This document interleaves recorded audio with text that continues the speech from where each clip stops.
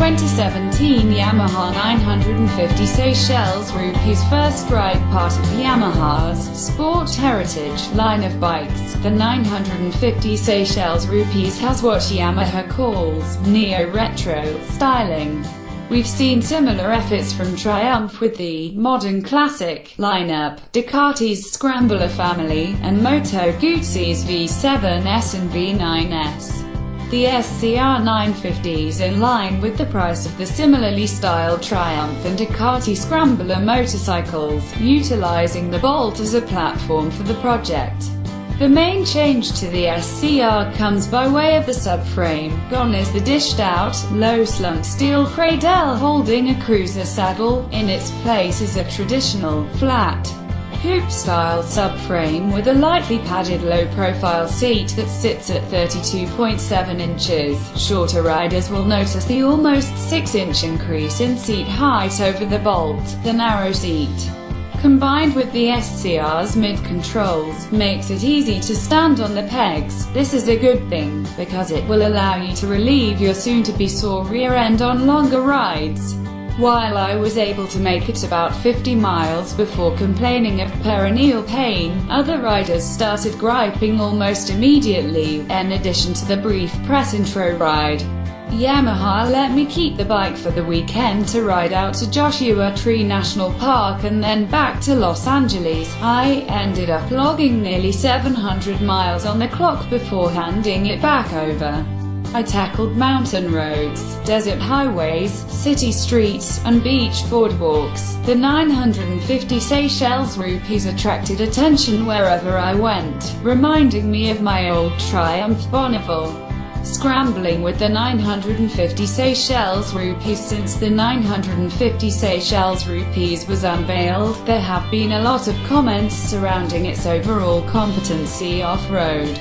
Yamaha makes no bones about the fact that this is a bike with a cool, vintage aesthetic, which is designed primarily for street use. They did argue, however, that it has enough prowess to handle a bit of dirt and gravel if you so choose. In an effort to try to answer your questions, while having a bit of fun myself, we decided to start out by discovering how much dirt is too much for this bike. Breaking away from the pack, I rode from Julian, California, out to the Anza Borrego Desert east of San Diego.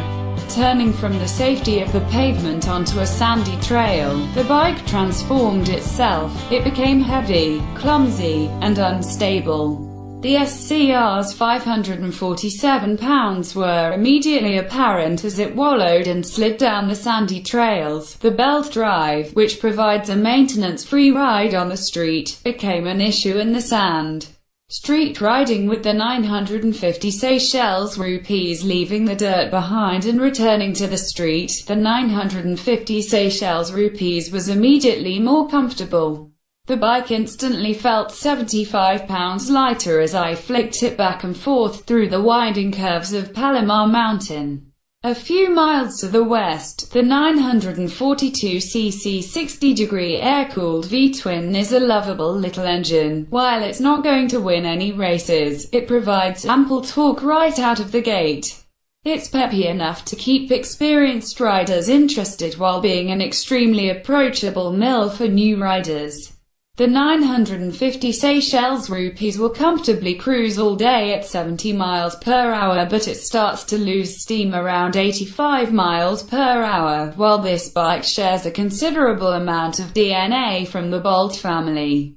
The styling makes the 950 Seychelles Rupees stand apart from traditional cruisers. Aesthetically, it has more in common with a Ducati or Triumph Scrambler than it does a Yamaha Bolt. However, this is a sheep in wolf's clothing. Underneath it all, it's still a mid-sized cruiser. The SCR feels a bit like a bike that Yamaha started and failed to finish. Like a parts bin special that ran out of parts, the unaltered suspension travel pulled directly from a middleweight cruiser and minimal ground clearance is the most glaring miss. The low-slung exhaust should have been a cool, high-pipe setup. Changing the exhaust would have allowed for the mid-controls to be set closer to the frame. thus improving the bike's lean angle on the street while simultaneously improving its performance off-road. Keep in mind, there is nothing wrong with a bike derived from bits and pieces of other bikes.